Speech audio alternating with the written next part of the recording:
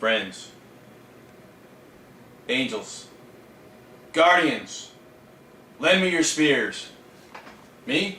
I'm keeping the hammer. What's up, everybody? My name is Derek Osborne, your host for the Throne of Angels video blog. Welcome to episode 1 of Relic Knights Week. That's right, Relic Knights Week. For those of you that follow along with Dark Age Week, you know I will have a bunch of really cool stuff to show you about the upcoming game Relic Knights. Here shortly, we will have a quick interview with the SodaPopMiniatures CEO and creator of Relic Knights, John Cadice. Friend of mine, happy to have him. We'll also actually go over a gameplay demo so you guys can see exactly what is coming. Well, you know, in the base sense for the most part, right? So, yeah, gameplay demo. We're going live here shortly, and for the rest of the week, we'll be taking a look at some really sweet models. Some assembled, some in pieces like normal. So, sit back, relax, actually sit back, get amped up, and yeah, let's have some fun with Relic Knight Week. My face, guys, I said. Yeah, my wife does that as well. I like looking at a little more man-esque as opposed to chubbly. So, who knows? We are recording. Just so you know. No, honey. Honey? Yeah. Yes. We're talking about facial hair with John Cadice. Alright. Ladies and gentlemen, welcome. Throne of Angels, Relic Knights Week. I'm excited! Woo! Alright, so, like I said, I'm sitting here with CEO and creative genius behind Relic Knights, John Cadice. One of three. One of three. John! It's good to see you, man. Thanks for, hanging out with us here. I appreciate it. Happy. I'm excited. All right, let's actually start out with SodaPopMiniatures. Fill us in. Tell us a little bit about who you guys are, where you came from, why you're doing what you're doing. Okay. What can I tell you? So, a long time ago. In a galaxy far, far away. I'm a guy who's been playing with little toy soldiers. It's not a big kid. I did it with my dad. It was a great deal of fun, painting little toys and having a good time. Going into high school, going into college, you just found break time for having hobbies and spending time to yourself. I used to illustrate and draw pictures, and painting was this cool, cathartic way to totally let loose of all the stress of the day and just take it easy. Yeah, college is rough on a man. Can be. So the nice thing is that we were growing up in an era where all these big game companies were making cool, fun toys. Not only that, but they were building communities of people to get involved and to get interactive. So I would be a part of a local hobby shop, and we put together clubs of guys, we do tournaments, we play games, we kind of organize ourselves. And that was a way of just sort of sharing that hobby and that love with other people. Sure. So when I got out of college, I went to go work for Games Workshop right away. And I was with those guys for a couple of years. I was overseas for a bit, came back, I was at Privateer Press, I spent some time at Wizards of the Coast. I've been around the map and done a lot with games and gaming and playing with toys, and the thing about working with games companies, wherever it is they insert you, there's always going to be someone at the top who's owning all of that creative space. They want to build, they want to make stuff, and they've been given the license to be able to do those things. That's fantastic, and it takes a long time to break into that stuff, and it's really hard for people to step away and say, well, if I had an idea, where would I go, what would I do? And everybody's going to tell you the same thing, go do it yourself. Yeah. And so we got together some friends of mine from college who were equally motivated to want to build and make great projects, and really were invested in community and building people up to enjoy the hobby, and we wanted to do something different. So we started to make miniatures, and we kicked off with our Canyon Colas, our first little kickoff. For us, it wasn't anything more than just to kind of put our toes in the water and say, can we make a miniature? Can we start to define that process? And I'm bringing with me experience, the other guys are bringing their enthusiasm, and then building on that, we wanted to build a range of models, because the idea behind what we were building was something that we thought was different than what the rest of the marketplace was doing. I mean, there's a lot of skulls and chainmail and death and axes and guns and explodey things, but hammers and not enough, a lot of the video game and the anime stuff and things that a lot of kids had grown up with kind of lived on the other side of a wall from a lot of that game space. Sure. I thought that was dumb. Okay. I love my giant robot movies and all my flitty-fly colors and craziness and guys going, and battle and stuff. Yeah. That was something that needed to cross that boundary, because what that was an untapped market. Sure. So we're applying a little business sense. Business sense. And so why would you do such a thing? I don't know. So tweaking those dials means that we could dial down a little bit into what made all of that fun, cinematic, colorful, awesome, exciting. Whether everybody liked the cute little pinup girls, the giant robots, the big monsters, the little fluffy critters that went squeak and shot each other with laser bolts. Well, we can just wrap that all into one big sauce. Bam, Relic Knights. Nice. Awesome. Okay, well, that kind of kills my next question. I do that. Right? Yeah, well, hey, that's awesome. So it's like, hey, how did, so next question, just so you guys know. How did Relic Knights come about? We already have the answer, so we'll just move forward. All right. So I'm going to ask you a little bit, okay, we got obviously a precursor to some fiction in Ravage 3, which is actually sitting right there next to you. Right. What can you tell us about the background of the universe? Kind of give us a little bit, give the viewers a little lowdown on what we're looking at here. So not to be a horse before the cart, I told you a little bit about the background, how we started making models, sort of the theme and the environment we wanted to build. Sure. We liked a sci-fi anime universe that really could encompass everything. Everything. And really that's the buffet of manga anime. You can watch a program that has, space ninjas jumping out of a thing and dinosaurs trying to eat them, and pirates on the high seas, and all of it just seems to work together. And it makes sense. Well, it does make sense. It's kind of hard to string those together at times, and I think when we've been writing our background, we were challenged with that as well. Right. But as things begin to coalesce, people are going to see that there are very distinct schemes of how it is we chose to design our factions, where the story arcs are going, and what that universe is really like. I mean, you have to set a universe that's in peril. And so our universe is absolutely one that's in peril. I mean, there's darkness that is consuming everything that is life. And that's me. Oh wait, no, that's He's not it. the darkness. Yet. And really what we're doing is we're putting the focus onto not vast armies of people battling each other, although that's happening in the background. That sets the scene. Sure. What we're putting our focus on is characters. Okay. So characters drive stories. Characters build arcs. Characters have connections. Right. And we're going to do that in a very kind of loving and delicate way that I think a lot of miniatures properties don't really quite get into. Sure, there's a heroic character, he's got a name, and he's a big general, and he beats a bunch of heads and blood and death and guts. Right. We like big generals that beat heads up. Can you imagine a miniatures game where there might be a romance story tied to the background of things happening? Or something a little bit lighter that, as you start stringing together battles and campaigns that... emotion starts really making a mess. It's an important part of storytelling. And that's what we do. We play with toys to tell stories. Yeah. The moment you come to the table, pitch dice and knock over models, well, that was fun, and you went... And that's where your brain's at, and that's cool, because you're watching that movie in your head. For sure. Relic Knights is a different kind of movie for a different kind of audience, and frankly, what I think is an evolving audience. Okay. So we want to evolve with that. So we're going to encourage a number of different things as far as community involvement goes, basically by doing such a thing. I think so. Okay. Awesome. Oh, Dad, that's exciting. And unique. Very, very much so. Well, let's just get right to it, right? Everybody's going to ask. I mean, I'm going to get a stream of questions. When are we going to see a general release after the Kickstarter? So the Kickstarter has dates on it. Okay. Our job is to use those dates as kind of like the outside mark of when everything needs to get delivered. Sure. But the intent is, after sort of restructuring, moving into the Kickstarter and saying, well, what does it really take to deliver all of this stuff? We got a big hardbound book planned, a lot of content and things that go in there. Dude, I'm totally jacked for the hardbound book. We felt bad that we might actually have launched with something that might have been sort of, almost there. Yeah. It's got rules, you can play it, but we have a living, vibrant universe, and we want to tell that story, so it deserves that treatment. Sure.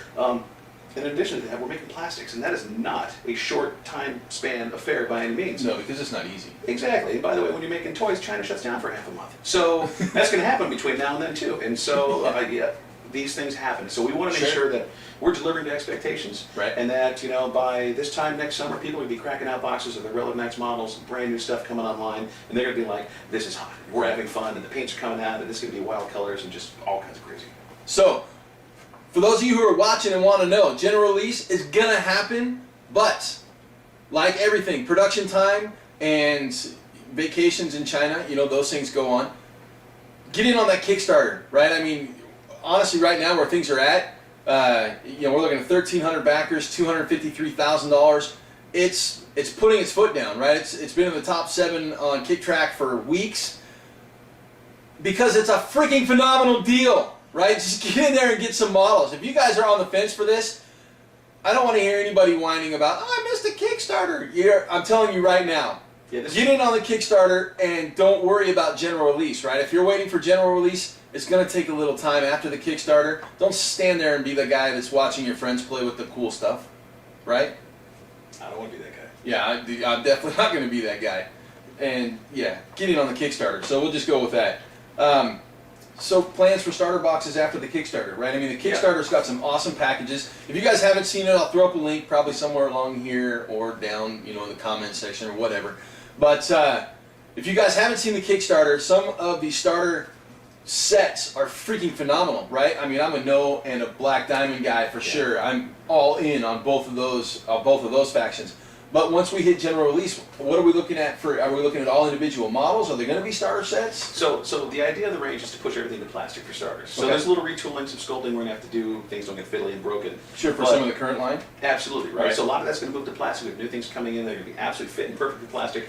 And yeah, I mean, your launch experience is going to be fantastic. Because right now, I mean, you know, we have a beautiful, gorgeous model, but just because of the way things scale for economy with resin and metal and everything else that's going on, I got to charge $50 for, you know, a single awesome figure, and it's great, and people have been Right, that's one of these, right? buying the holy goodness out of these things. Well, what if for $50-$60 you get a box that not only has your Relic Knight, but she's also got a starter pack of minions, a deck of cards, a bunch of tokens, a bunch of stuff, and the plastic's every bit as good as the metal. Oh, by the way, it's not going to blow into a million pieces if you drop it. That sounds like a better deal to me. And as a gamer, that's something I'm excited about. So even if nobody buys it, I'm going to sit at home with my toys, paying my stuff, being happy as can be. Oh yeah, That's what I do. Dude, So that's awesome. all that stuff aside, I'm super stoked that we're going to be able to deliver what I think is going to be a complete games experience for people. Okay. So you can nickel dime and go to a game store, and there's lots of miniatures companies, and it looks like going to a wall of nuts and bolts. And you're like, wow, Sure. look at all this Woo, stuff. so fun. So what if somebody approached it from the design that you want to try to keep that collecting space down to a minimum? So your retailer, you go to his wall, and it's like, Relic Knights, and there's 6 factions. We could bleed that wall and make it insane. Or throw up 2 or 3 boxes per factions, give you a collection of minions and guys you can double up on, some cool heroes and some things that you can expand into, and a nice starter box. That's all the stuff you're going to need to collect. So kind of what you guys have done with Super Dungeon Explorer. Not so much. Well, expansion concept, Yeah. I totally agree, right? Yeah.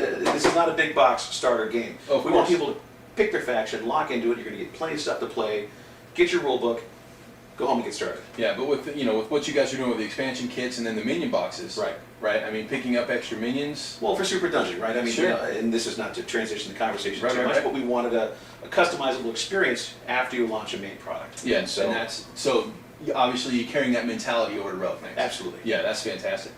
So since we're talking about Relic Knights, we're going to talk a little bit about gameplay, and that type of stuff. The game obviously was designed by Kevin Clark and Matthew Hope. Kevin being the director of research and development for Cool Mini or Not, and Matthew Hope being the lead designer for Black Ball Games. I dig what these two guys do, right? Yeah. What they've thrown together in regards to what we're looking at here. We're looking at a diceless game, but let's talk specifics. Model count. To play a game of Relic Knights, how many models do I got to put on the table? 5 to 7. 5 to It's 7. a pretty average sized game. Okay. You can grow and explode it a little bit, but the idea is to scale a product that someone can fit in a case with all of their stuff and cards and dice. Sure. Have it be super portable. Okay. And also give them an excuse to lovingly paint and work on their figures. Right. I mean, we're hobbyists, right? Oh, So I could paint 500 guys, or I could paint 10. Yeah. I'm really going to love the way that stuff turns out because our models are made to look excellent with their fully. Without a doubt, yeah, I will definitely say that you guys have done a phenomenal job with the art direction on this project. There are very few models in the line that I'm like, I could pick it up. Sure. But there are just a bucket load of models in this line where I'm like, that's badass, I want one of those, and I want one of those, I want one of those. Cool. Right? If you guys haven't seen the Librarian, that dude's, I've got one sitting here, we'll look at him later. He's badass.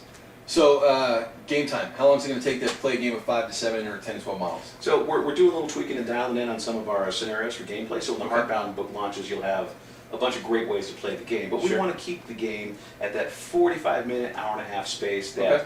it's less than a full game of some of these larger big battle games. And it's going to give you enough depth and enough gameplay that you can be fast and furious. Stuff's going to move all over the table, and things are going to blow up and die, and it's still going to be really exciting. Right. Okay, awesome. So, once I have like a really smooth understanding of the rules, maybe half an hour for a small game? I'd say half hour to 45 minutes. Okay. It's reasonable. I mean, Sure. it's a card-based mechanic. Occasionally, you got to flip up a card and be like, "Whoa, that's what that does," and and then back into your game. For sure. Yeah. For sure. Yeah, and I will say in that space, we all know I'm a father of 3 girls and I've got a ton of things to do, and if I can cut my game time, if I can get a game in the evening with a buddy who comes by, that's awesome. Looking forward to that.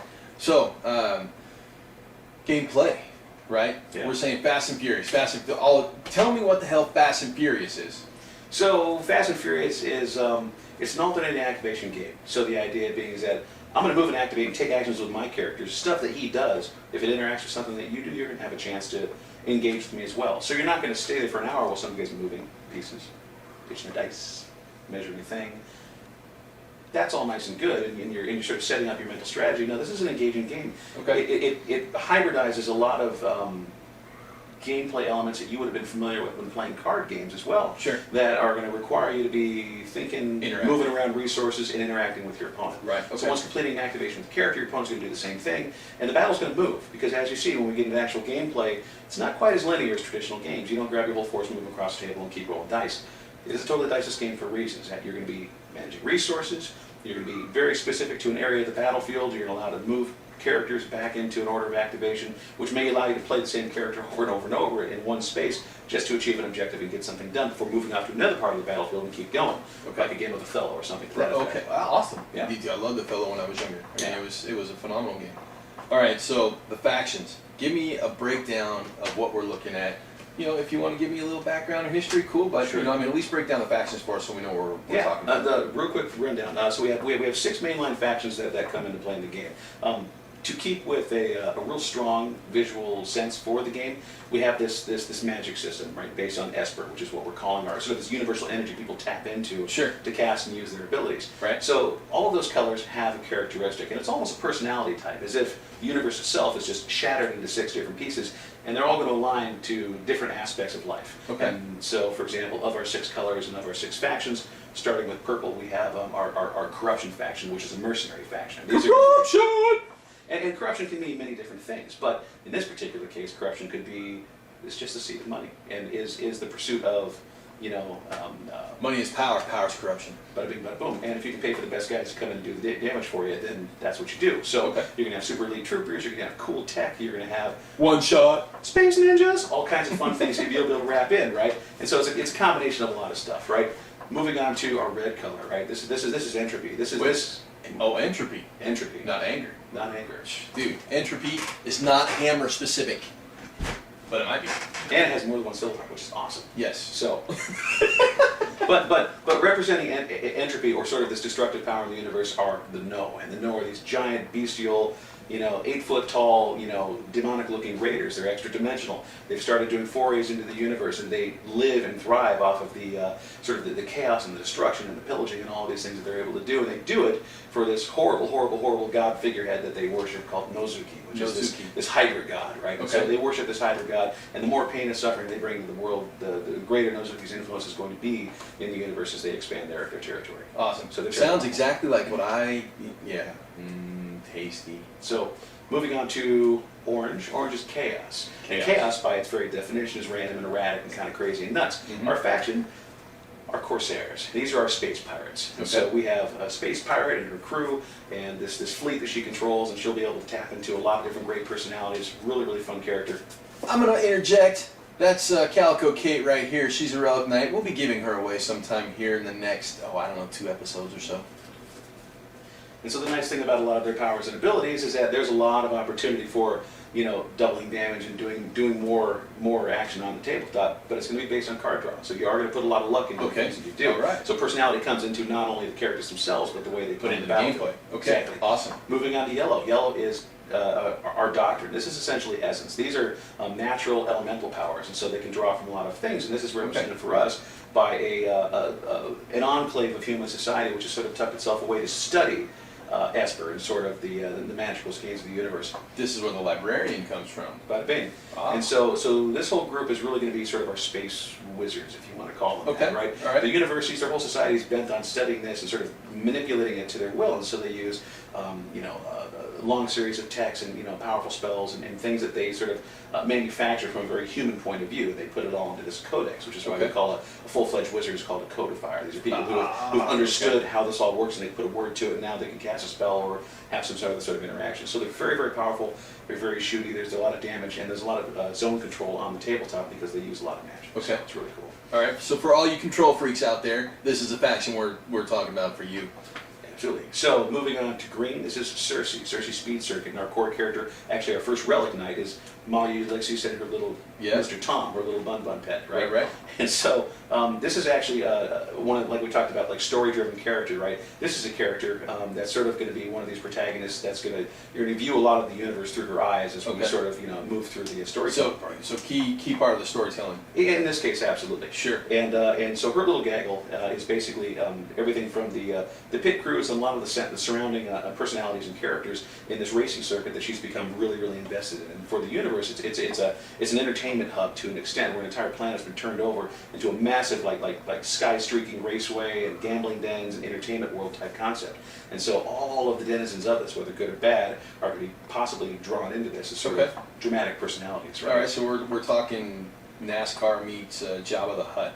Actually, that's a real good way to put it. Except prettier. Okay. NASCAR meets Slave Leia. Fair enough. All right.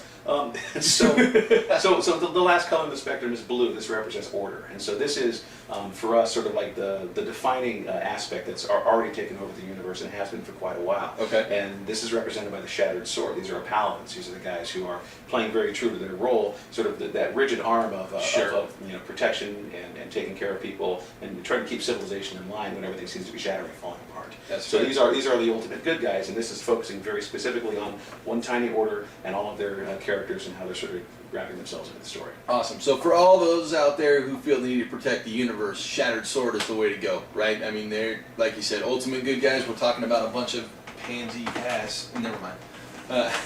So, what's your personal favorite, Johnny? Who does it for you? I had my fingers in all of them, so it's really. I know you. Don't give me that cop out crap. Pick one. If I have to pick one, I got to go with my first. I'm going to say Cersei's my favorite. Okay. It's got the most colors. It's got the most speed. I play a lot of cavalry armies and other games. Sure.